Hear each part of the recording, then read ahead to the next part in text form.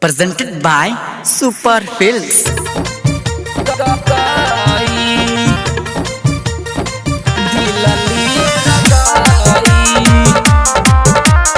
Music by Gaurav Roshan.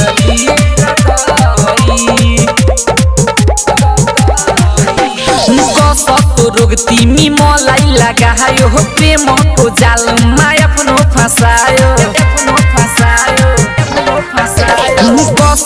रोगती मी मलाई लगायो हो प्रेम को जाल माय अपनो फसायो छैन हजुर जस्तो कोही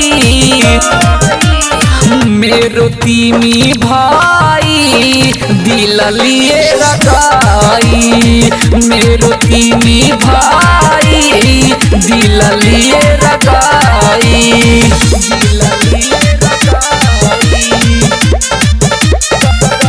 Presented by Super Films.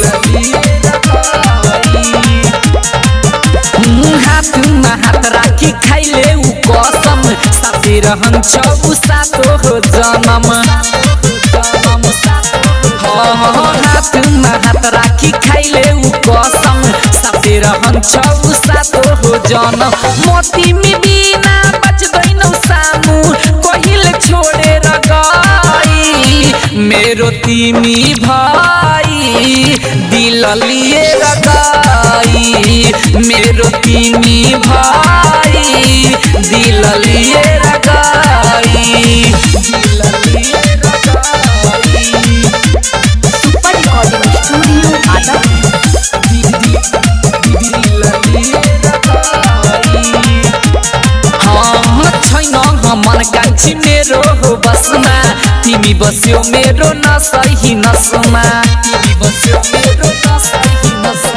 छैन मन कान्छी मेरो हो बसमा तिमी बस्यो मेरो नसही नसमा राइटर ममताज फैसन दाउद डीजे नानको भाइ मेरो तिमी भाइ